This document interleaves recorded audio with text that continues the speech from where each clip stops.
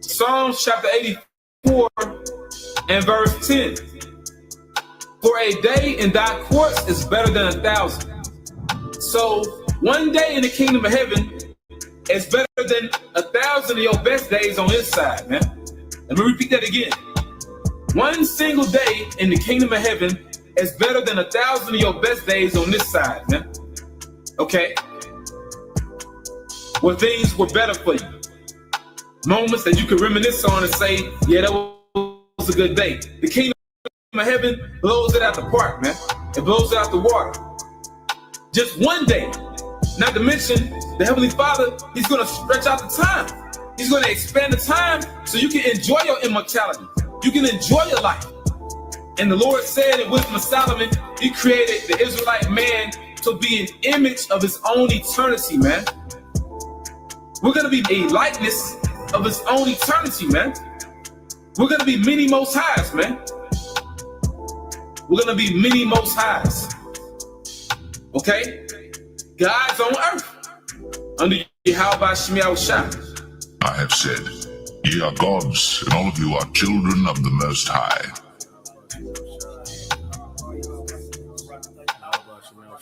And also what's going to make us gods? These laws, statutes, and commandments, and us judging by the laws, statutes, and commandments, but also these laws being in our inward parts, making us those perfect judges. Not to mention, we experience these different reincarnations in this wicked flesh, so we know how to judge the flesh. We know how to judge this body because we've been in this body many times.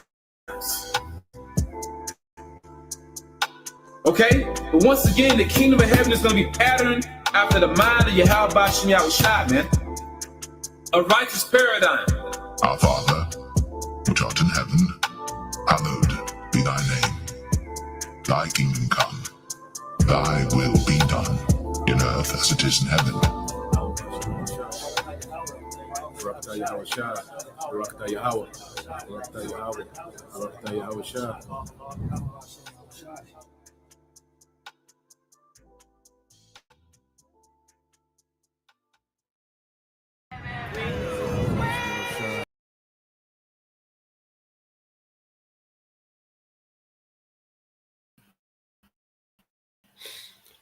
All right, Shalom. First and foremost, I would like to give all praise and glory unto Yahweh, Bahashem, Yahweh Shah, Bahashem, Kakudash. Double honors unto the apostles and the elders of GMS who rule well, teach well, being great examples to his younger brothers. And peace and blessings and salutation to the hopeful lake out there pushing his word and truth and in sincerity across the four winds. In the name of Yahweh Bahashem, Yahweh Shah, pushing to get up out of here. Shalom to the hopeful lake, the believers, the listeners whom have came back to the obedience of the scriptures through faith in Yahweh Bahashem, Yahweh Shah. All right, and what I want to get into today, is dealing with, all right, the rich, okay, and the poor, okay, because as you go into this society, especially American society, it's been divided, by race, mostly, black and white, all right, so-called white people, so-called, black people, all right, so-called Native Americans, and, so-called, Latinos, okay. But what we have to understand now, all right, with these devils, it's all about the rich and the poor unto them. Okay? There was a time, all right, when these everyday Edomites enjoy particular perks and privileges, where those perks and privileges are being snatched away, okay, by the super rich of their own people. Okay? And you everyday Edomites, are behind. All right, you haven't got the memo. Okay, you still here voting, for Trump.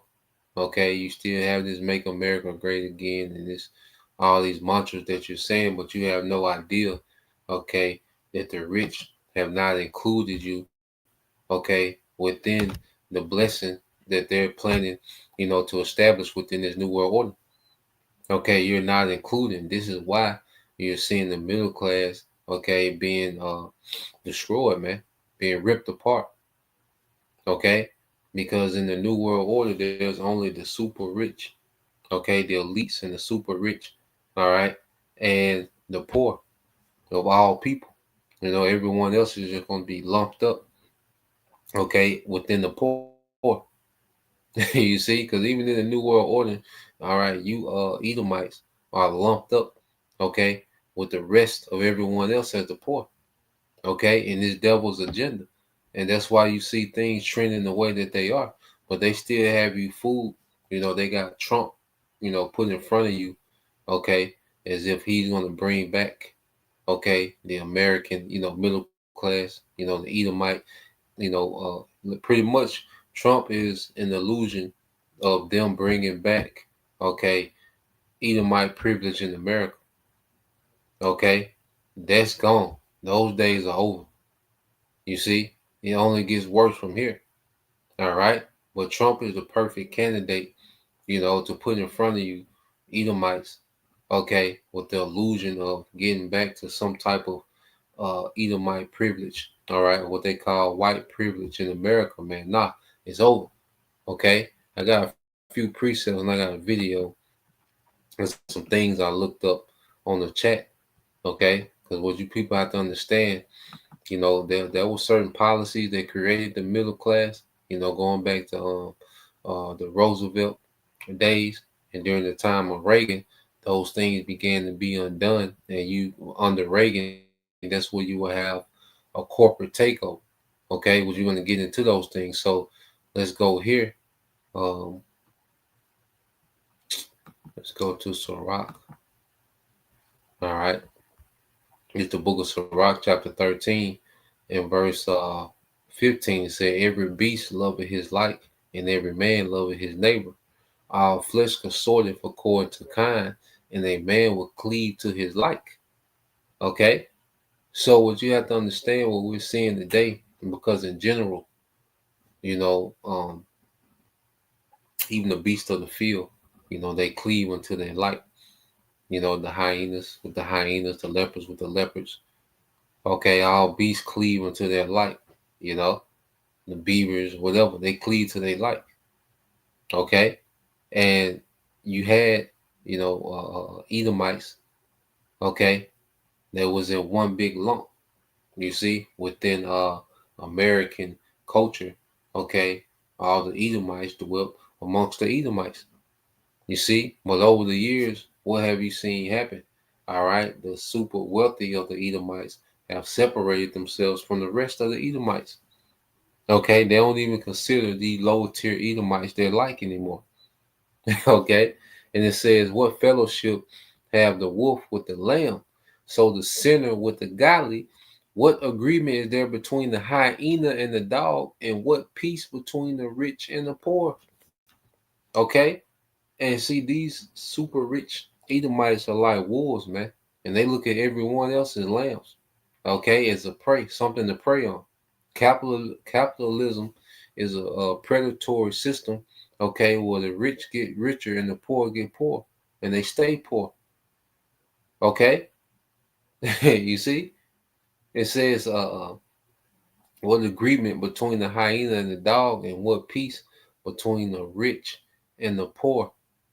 Okay, and this is the social class, all right, that the elites have formed, all right, the rich and the poor.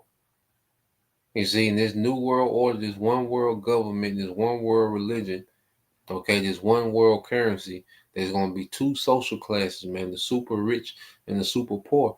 And they show you in these movies, man, the Hunger Games, okay, you had the elite, okay, with just feasting and luxury, okay, and then you had everyone else in these districts, okay, and they allow you, they had these games that you will play for their entertainment. Okay, somebody representing each district. You see, so you had the rich and the poor, Elysium. All right, they show you what the rich, the super rich and the poor. Okay, all these different movies where they show you that there's an extremely rich and an extremely poor. That's a society that these devils, okay, want to bring forth and manifest, man. You see, and you Edomites are still behind talking about MAGA and Republican and I'm a Democrat. And, no, okay, and that's why you have all these people that was MAGA, all right, are pissed because they voted against their own interests. Okay, and we're going to show you how they voted against their own interests. Okay, but because their hatred for Jake, and their hatred for the left, okay, you see, they voted against their own interests, man, to show you how confused they are. Okay, these people hollering MAGA, they don't have it figured out, man. Okay, even this guy Captain Kirk, which we're going to get in this video. Let me get this. I'm gonna pull this video up. All right, it's going to go into it. But let's go here.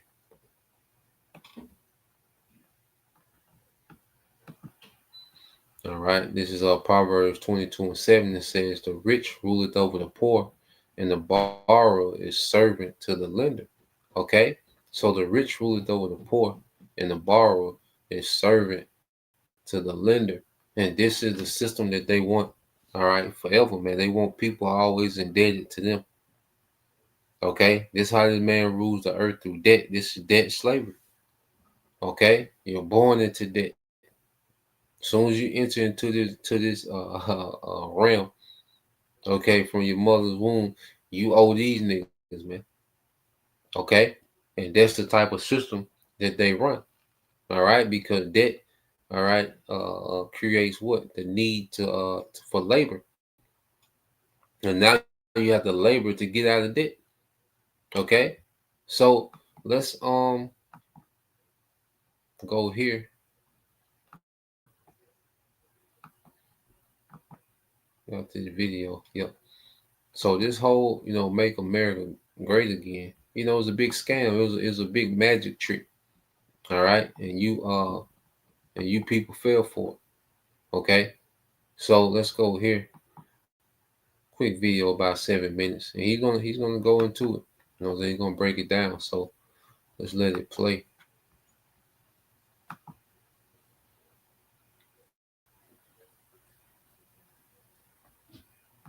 America's comeback is nothing but a con job. When Charlie Kirk was assassinated, he was sitting under a tent that had American Comeback Tour printed in huge letters across all four sides. It was the theme of his tour of college campuses, which raises the question, come back to what? What are we, it's like the question of make America great again. Like going back to what? So, I tried to answer that question. Back in 1981, when Ronald Reagan was sworn into office, fully 2/3 of Americans were in the middle class. College was so cheap you could pay your tuition with a weekend job.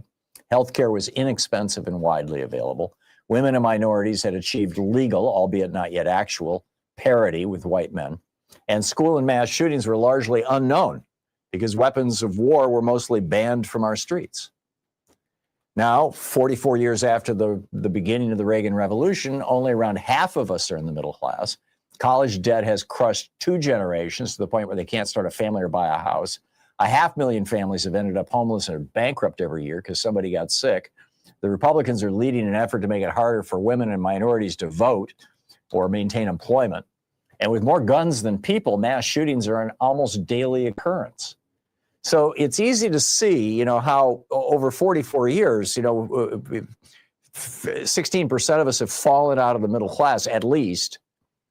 And just to stay in the middle class, by the way, right now requires 2 full-time salaries, whereas you could do that in 1981 with 1 full-time salary. So it's even worse than it sounds. So it's easy to see where, you'd have young people going, what the hell? This is not the world I want. This is not the world my parents had or my grandparents. They did just fine, thank you very much. They were able to go to college without going $100,000 in debt. They were able to buy a house in their 20s with just a working person's salary. Things are, healthcare is bankrupting us. The leading cause of death among children right now is bullets. I mean, 500,000 families end up homeless or bankrupt every year because somebody got sick in their family. So kids are looking around going, what the hell? This is not right. This is not the way it should be. And then, people like Charlie Kirk come along and say, well, you're right. And life sucks. And here's my solution. So let's talk about that. How did we get that middle class to begin with? That great middle class that we had from the 1950s until really the 1990s. Where'd that come from? It started in 1933 when Franklin Roosevelt was sworn into office. First, he passed the Wagner Act, which the National Labor Relations Act, which forced employers to recognize unions when a majority of employees wanted a union. And so what happened was suddenly a middle class emerged. Unions, a third of us had unions in 1981 when Reagan was sworn into office. So, which meant 2/3 of us had the equivalent of a union job because the unions provided the wage floor, the local wage floor. So, very straightforward. The unions are the reason why, as productivity went up, wages went up from the 1930s right up until the 1980s. Now, in the 1980s, wages flattened off, but productivity continued to rise, and that's because Reagan destroyed the unions. A little over 5% of us in the private sector are unionized now. Second, FDR established the minimum wage to make sure that people who worked would never fall, full time would never fall into poverty. Well, it used to be that you could actually live on the minimum wage. I mean, in the 60s, I was working 2 minimum wage jobs. I was pumping gas at a gas station, at the Esso station, and I was washing dishes at Bob's Big Boy. And on the weekends, occasionally, or not occasionally, actually, for some time, I was DJ doing country western music. They were all, $2 and $3 an hour jobs. I mean, these were minimum wage jobs, and you could put yourself through college at productivity. If it kept up with the cost of living, it would be around $25 an hour. If it kept up with productivity, it'd be over $60 an hour right now. And then third, so the minimum wage, is supposed to be 25, just for cost of living. You see, and you still have some places, I know down here in Mississippi, the minimum wage is $7.25, a third of cost of living. Okay. Then you have, if it kept up with the productivity, which is the profit margin of these major corporations, well, average wage should be around $60, man. Okay. You see? So what capitalism has done, it has made it, all right, and we're going to go into, all right, what they call Reaganomics, okay, which is similar to the Trump economy, because from Reagan to Trump, what we've seen is a corporate takeover, okay, to where there's been a major wealth grab, okay, by the super rich, okay, impoverished, all right, which has impoverished, okay, everyone else, okay. This thing is about the rich and the poor, okay. You Edomites, walking around with these, these Trump shirts and hats, okay. You're not in the club, all right. You're voting, okay, for your own enslavement, all right. But you're gonna be a digital slave. You see, but this is just how unbalanced, okay, this devil has when it comes to the wealth distribution, okay, in America, man. So let's play some more. FDR raised the top income tax rate to 90%, which caused CEOs to stop taking money out of their companies and start, leave the money in the company and use that to pay better wages and benefits to employees. And the top corporate tax rate was 52%. And corporations could get around that by research and development, new product rollouts, advertising, all these kind of things. Stock buybacks were illegal until 1983. So Reagan undid all that. Reagan dropped the top tax rate down to 27%. He declared war on labor unions. With regard to college, in the 1960s, or in 1981, when Reagan was sworn into office, with regard to college, 80% of the cost of tuition at state universities was paid for by the state. And 20% was what your tuition cost you. It's why tuition was inexpensive. Today, it's the exact opposite. 80% of the cost of the college education is paid for with tuition, and only 20% is covered by the state. This was one of the great innovations of the Reagan Revolution, and it's why so many people have so much student debt. Healthcare was inexpensive when Reagan came into office because hospitals and insurance companies were required to be nonprofits. The Reagan Revolution blew that up. I mean, so, well, on taxes, he says he wants to replace the progressive income tax with a 10% flat tax. He called unions cartels and celebrated teachers losing the right to unionize.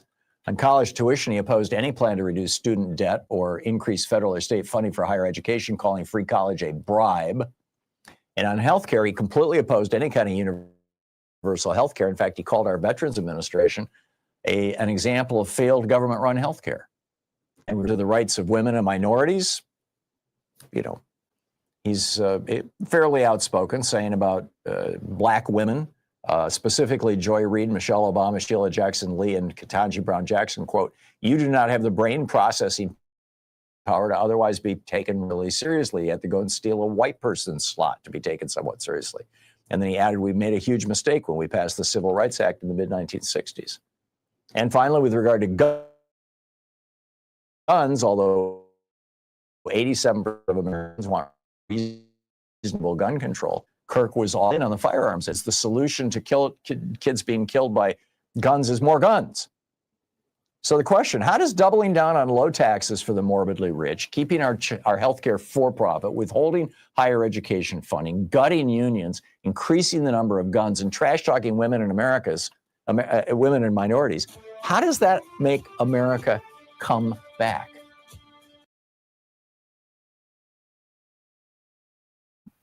Yeah, so they have made a martyr out of this guy. All right, Captain Kirk. All right, CK. But he was for the rich. At the end of the day, he was for the rich. And this is the line that's being drawn, okay, in society, is the rich and the poor. Okay? As if you're fighting, if you're mad at the left, all right, and that's what the rich have done. They created these ideologies for you people to fight, while they continue to set up a digital prison all around you, while they continue to do a money grab and take all the wealth all around you. Okay, and you're mad at the left. You're mad at niggas in Chicago. All right, which these niggas are a problem, but these niggas are not the problem. Okay, and the problem, which is the elites, the super rich of Esau, Edom, created everything that you complain about. Okay, everything that you can complain about, these niggas created, they financed it, they glorified it. Okay, they made it a culture. Okay, and then they point the finger in all these different directions except them. Okay, and this is what the prophets are for, man. So through the spirit of how about Shema Shai. So let's go from there. So let's understand. All right, let's go into what he was speaking on. So first let's start off with FDR, okay, and some of his policies. All right, because I asked the chat, I said President Roosevelt's policies that helped create the American middle class.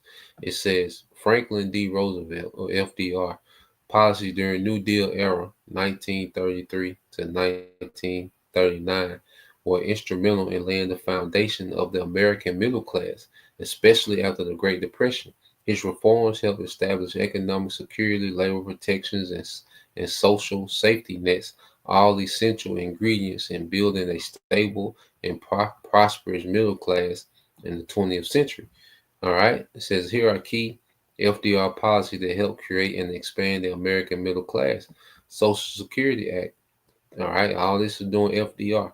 Anything that benefits, all right, the people in any type of way is a remnant of what FDR did during the New Deal. Okay, and these are the things that Reagan, from the time of Reagan until the time we are now with Trump, have been stripped away. Okay, but anything that's any benefit, all right, to anyone in this society from the government, okay, is a remnant of what's left from the New Deal era, the time of Roosevelt. Okay, so you have the Social Security Act 1935, create a system of retirement pensions for workers aged 65 and older, introduce unemployment insurance. All right, you get unemployment and aid for the disabled and families with dependent children. Okay, so you have the Social Security, your unemployment, you can draw that down, you know, all that was under the New Deal. It says protected workers' rights to form unions, collectively bargain, and strike. Establish the National Labor Relations Board to enforce labor rights, strengthen labor's. All right, it said why it mattered because it strengthened labor's ability to demand better wages, benefits, and working conditions. Contributed to the power, the contributed to the post-war rise in union membership, which helped grow a well-paid working class. Okay, so laborers had leverage. Okay, when it came to wages, when it came to benefits and working conditions, all this was established under FDR, the New Deal. It says what it did. It says it established a federal minimum wage. Okay, so the concept of the minimum wage, which the minimum wage, all right, was calculated by the cost of living. So no matter, if you was employed, okay, you will have enough, okay, to cover the cost of living. Just being employed alone, you could cover the cost of living. Okay, that's what the minimum wage was set up for. Okay, which it did that, but it disintegrated as time went on, and as more corruption crept into, all right, the Oval Office. It says, which all, they've all, not saying that these Edomites were just these righteous. Okay, because see, Jake still, even under these things, Jake was still being blackballed.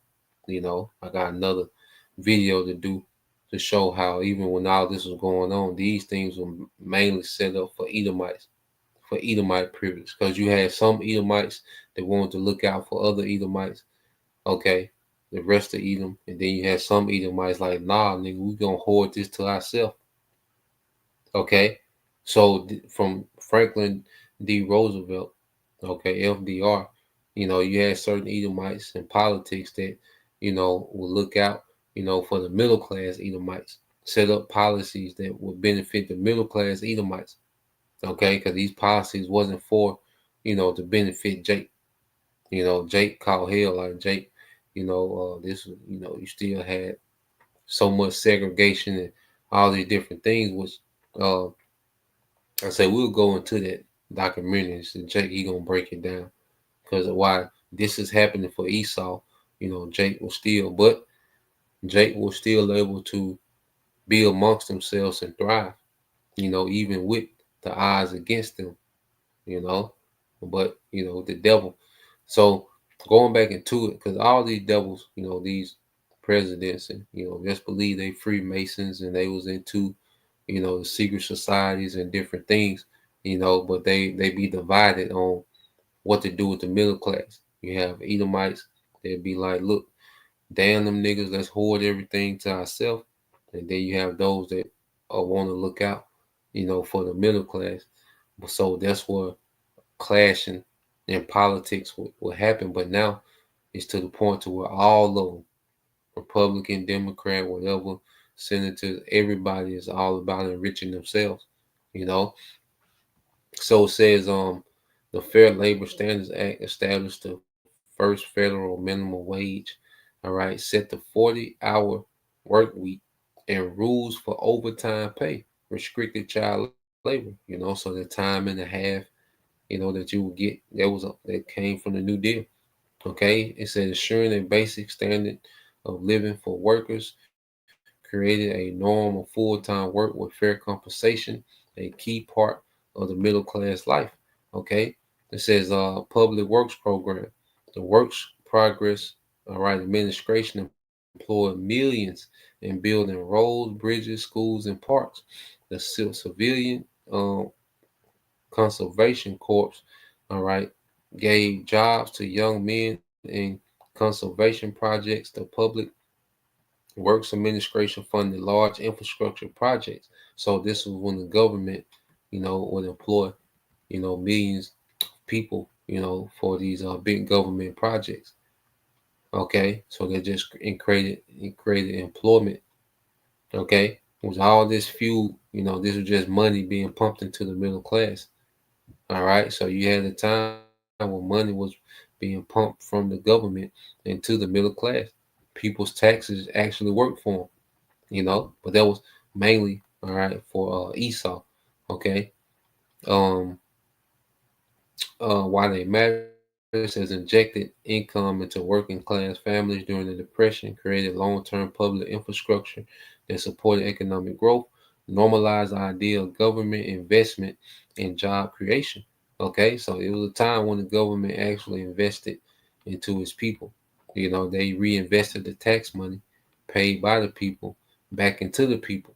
Okay, and you had a thriving middle class. Now, when you jump up, all right, so I asked it, all right, can you link policies of Reagan, okay, that set the stage for Donald Trump today?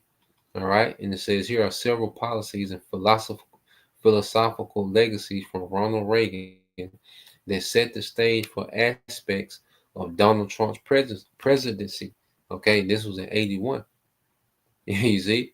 So this is 44, 45 years, okay, of corporate takeover, man. It said what Trump did and does draws on, responds to, or is made possible in part by what Reagan started. Okay, so you go down, okay, it says key policies, okay, and legacy. It says Reagan, okay, push major tax cuts, especially via the Economic Recovery Tax, all right, Act of 1981, aiming to reduce marginal taxes, stimulate investment, and grow economy via incentives for capital creation. These cuts also included reduction of corporate tax rates, the rich, okay, and simplification of brackets. So Reagan came in giving corporations, okay, tax breaks, okay, and then you go into what deregulation. Reagan significantly reduced regulatory burdens on businesses, okay. So just like Trump is deregulating, for AI to come in, all right.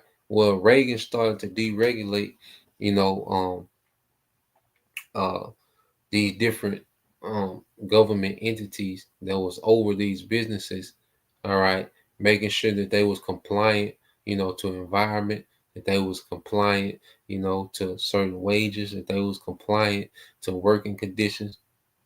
Okay.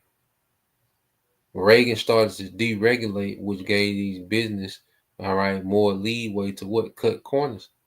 Okay. It says especially energy regulation. It says wellhead oil and gas pricing, wholesale electricity market, and environmental regulation. He also cut agency budgets. All right. So Reagan, he began to diminish, okay, the government, the different government agencies and offices. All right. The different government agencies that was supposed to regulate big business, just like Trump did with Doge. Okay, what did Doge come in doing? They started to diminish the government and make more way for what? Corporate takeover. So this corporate takeover began with Reagan. Okay, he began slashing, the government during his era. It says and restricting how government agents enforce rules. He began to take power away from the government, okay, and give more power to corporation. While Reagan increased defense spending dramatically, he also pushed to cut non-defense domestic spending, especially those part of government seen as social welfare or regulatory outreach. For example, in Reagan era, many programs or their expansion were moderated and welfare programs were targeted and retrenchment, okay, or stricter oversight. Okay, so he came in slashing, putting more towards military. Okay, tax breaks for big businesses. Okay, deregulated So big business wasn't had to deal with the regulations of government. Okay, and this is where the corporate takeover really began. All right, and it says Reagan era conservative emphasis expanding presidential power. Okay, isn't Trump expanding his presidential power and doing things that he's not, authorized to do? Okay, this is what Reagan was on, and reducing checks on that power and how regulations are implemented, how administrative states act. This helps set up later administrations to invoke executive orders, reinterpret regulatory leeway, and set broader power to shape federal agencies, man. All right, and we're seeing Trump, okay, do the same thing to where the power of government resides in the executive branch, which is the branch of the president. Okay, it says tough stance on law and order. This don't sound familiar. Okay, war on drugs. Okay, which the war on drugs was a war on who? A war on Jake. Okay, so now what is Trump saying? Well, it's a war on crime. Okay, which is a war on Jake. Okay, it said Reagan escalated enforcement on drug offenses, increased penalties, and increased funding for criminal justice. The rhetoric and political position of law and order gained strength. Okay, and it wasn't just Republicans. Okay, that was on this, man, because you had on the Clinton, you had the three strikes. Okay, when Biden was senator, you had the crime bill. Okay, and it was all a war on the tribes, man. Okay, so when you get to this Reagan era, all right, this is where you see a corporate takeover and a separation of the rich and the poor. Okay, because that's when that separation really began to take off. All right, in the early '80s. All right, into the time that we in now. Okay, so if you like I say, if you Edomites, okay, are still jumping around saying "Make America Great Again," all right, you're behind. You don't know the play. You're not included. Okay, in this this new system. Okay, so let's go here. Let's get there in the book of James. All right, the scriptures go into these things. Let's go here to the book of James. All right.